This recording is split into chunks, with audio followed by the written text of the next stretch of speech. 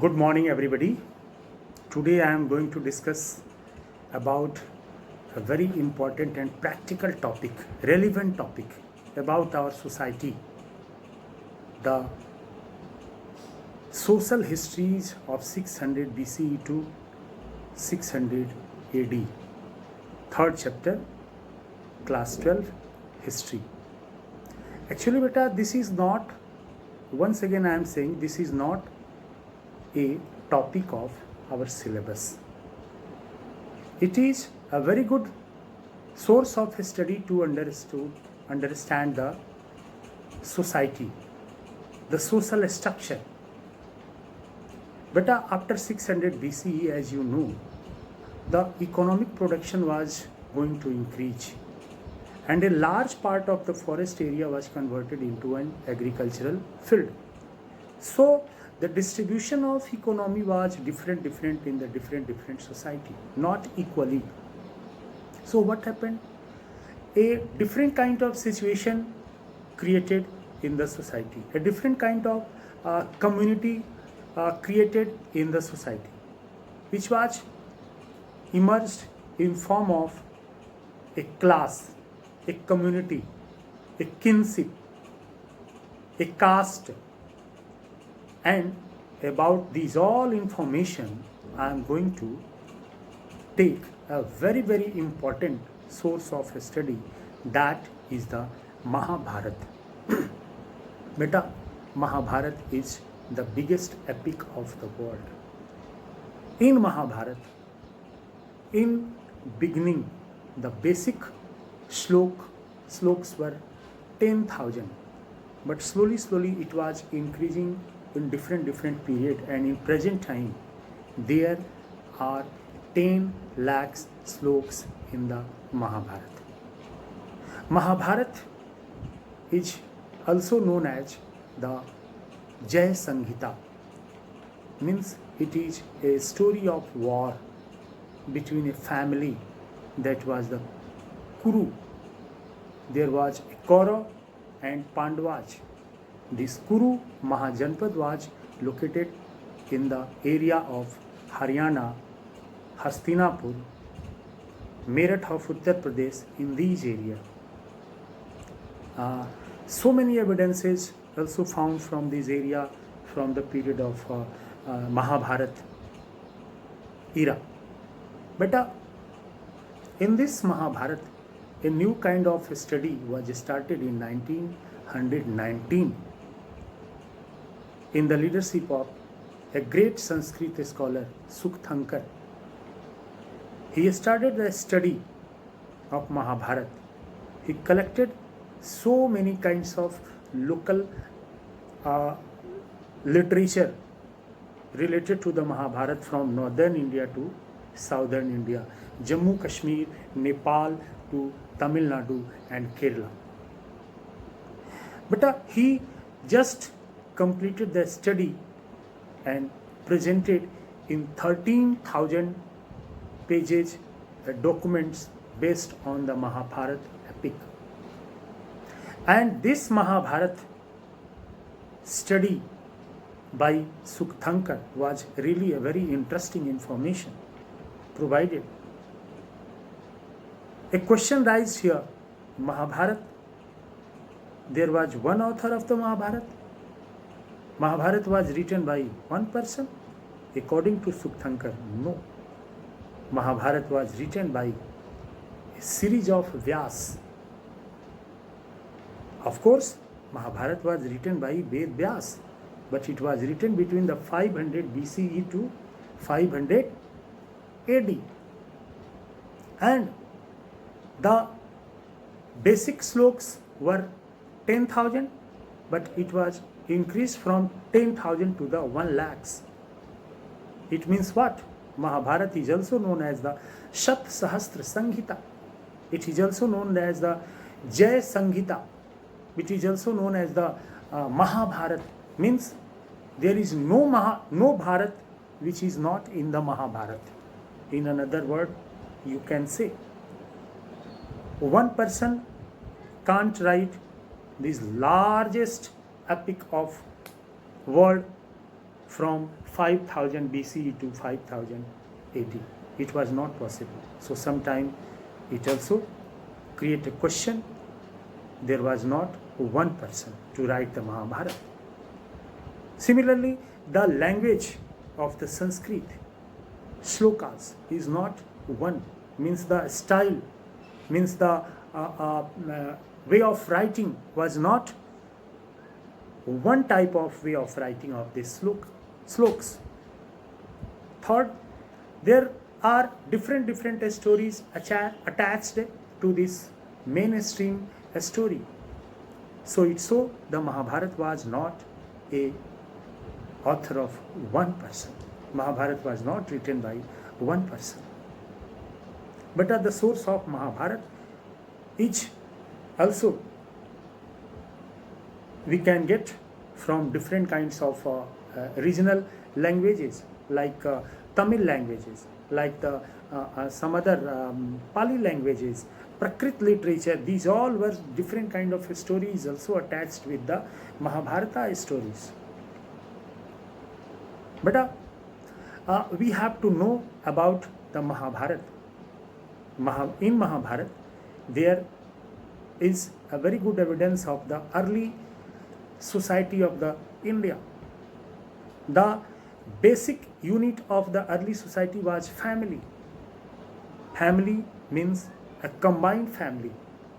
There was a grandfather, grandmother, mother, father, husband, wife, brother, sister, uncle, auntie, means a big number of the members, a big number of members in a family, a very larger family. The size of family was very large during this early Indian society. But there was one kitchen.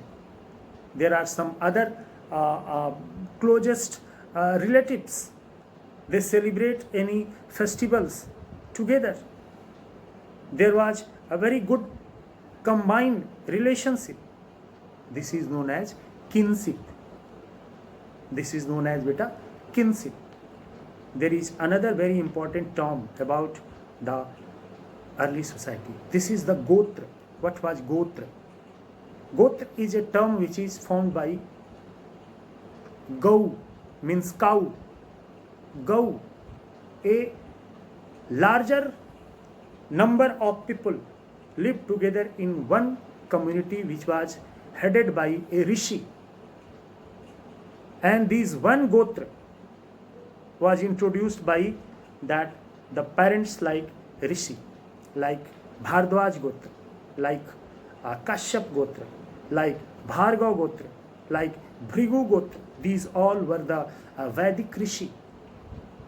And another thing, the one Gotra persons were in the relation of brother and sister. Marriage relationship is not possible in one Gotra. And generally, Gotra was introduced by the Gotra of father, not by mother. But one thing is here, exception. In Satvahan dynasty, there was a dynasty. There was a king, Satvahan dynasty, Gautami Putra Shatkarni. This king was introduced their Gotra by the Gotra of his mother. So it is possible that it's an just exception. Similarly, we have a very important source to a study of early society, the Dharma Shastra, the Smritis. Dharma Shastra means the rules and regulation, a law documents to rule the society smoothly is known as the Dharma Shastra. Smriti also, there is so many literature of Smriti, Manu Smriti, Vishnu Smriti, Yajnavalkya Smriti. These all are different Smritis. Manu Smriti is one of the oldest Smriti. There are so many. 200 BCE to 200 AD is the period of Manu Smriti. In Manu Smriti, introduced so many social, economical, and political norms to run the society, to run the state smoothly, to run the clan smoothly. Manu was a king of Ikshvaku dynasty of Ayodhya, and this Manu Smriti introduced so many rites and rituals, as for example about the marriage. There are 8 type of marriage introduced by this Manu Smriti. What are these 8 type of marriage? This marriage was introduced by this Manu Smriti was Brahma Vivah, and Arsh Vivah, Dev Vivah. Similarly, some other kind of you can say the Vivah is Gandhar Vivah, Paishachik Vivah, okay, Rakshas Vivah, Prajapatya Vivah. These all are 8 type of Vivah according to Manu Smriti. The top 4 type of marriage was accepted in the society. What are these top 4 type of marriage? These are the Brahma Vivah, then after Prajapati Vivah, third was the Arsh Vivah, and fourth was the Dev Vivah. There are different rituals. As for example, sons and daughter were married under guidance of their parents under Brahma Vivah. Prajapati Vivah, the marriage was solemnized for offspring. Under the marriage, the bride and grooms enjoyed equal rights in respect of dharma. Similarly, the Arsh Vivah, under this type of marriage, the father of the bride would marry off his daughter to grooms after getting a pair of bull and cow from groom's side. Dev Vivah, under this type of marriage, the bride fathers would offer his daughter in marriage to priest groom while perform the religious rites. Asur Vivah, Gandharva Vivah, Rakshas Vivah, and Paishachik Vivah, these all are types of Vivah is not accepted by the society, by a Brahmanical chronicles. Beta, what is Brahmanical chronicles? Actually, the Vedic literature, the Vedic form, this Manu Smriti and other kinds of historical evidences written in form of Brahman literature is known as the Brahmanical sources. It is believed that these Brahmanical chronicles are the source of study of a upper section of society in the early history. And these Brahmanical chronicles are not equally accepted in every part of the India. As for example, patriarchal society. What is patriarchal society? Yes. But a patrilineal means the head of society was father. Means the elder male person of a society was the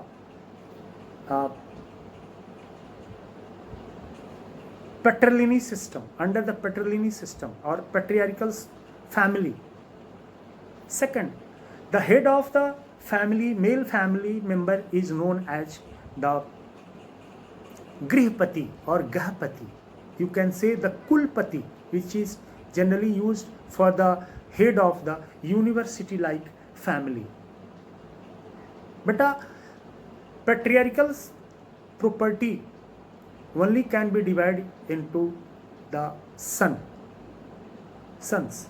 The elder son had right to get the more portion of the patriarchal society in comparison to other sons. But daughters were not allowed to get the patriarchal property portions. The woman member of the family could get only one time patriarchal property on the occasion of marriage and this is known as the Stridhan in form of jewelers. According to Manusmriti, there are 6 type of property can acquired by the woman and 7 type of property can acquired by the male members. There was a gender discrimination. The same status was not in the early society of male and female. As for example, the female were not allowed to get the patriarchal property. Another, there was no gotra decided by the gotra of mother. Only exception, the Satavahan dynasty, Gautami Putra Shatkarni. Third, only 6 type of property can acquired by male, but not by female, but 7 types of property could acquired by the male person. Similarly, beta, on the occasion of yajna, sacrifice, Vedic yajna, during the period of 1000 BCE in Rig Veda, a sloka, during the occasion of marriage rituals, a father of daughter only blessing for her daughter from the Indra, a very famous god of the Vedic age, sun, means in the form of blessing. Son was preferences, not daughter was preference. Okay, so this is another example of this unbalanced society, means gender discrimination type of society. But in another sense, in another topic, we are going to discuss about the Varna system. Varna system was a very important features of Indian society. In the 10th part of Rig Veda, the 10th mandal in Purush Shukta, there was emergence of a big male great person, which is known as the Brahma. Brahma was a symbol of society. From mouth emerged Brahmins, from soldiers emerged Kshatriya, from thigh femur emerged the Vaishya, and from foot emerged the Shudra. It means not these all 4 varnas are inferior or superior. These all are essential for a body. Similarly, they all were essential for the society. The main function of Brahmins was a designation. It was not a caste. Brahmins, the main function of Brahman was to conduct the yajna, sacrifice, education, okay, to suggest the king any norms according to the Dharma Shastra. Kshatriya, to protect the estate, to give the justice, to rule over the Janpadaj, Mahajanpadaj estates. Vaishya was responsible for economic activity, agriculture, gardening, rearing, revenue collection for the king, and Shudra was responsible for the service for all these 3 classes. Varnas, this Varna system was in a divine rights form, divine theory forms. What is divine theories? Brahmanical chronicles introduced this theory in form of the divine theory. It is related to the Brahma, the god of creature. Okay, so emergence of this divine theory is not related to the common people, and generally they introduced a king who were the great king who introduced these all four burn system in their system. They focused, they stressed on this burn system. This is very essential for running the society smoothly according to the norms of the law. So these are some divine rights. Beta, in this chapter we have to discuss about the other caste beside these all four burns. What were these castes? What were these classes? Like Malech. Who were Malech?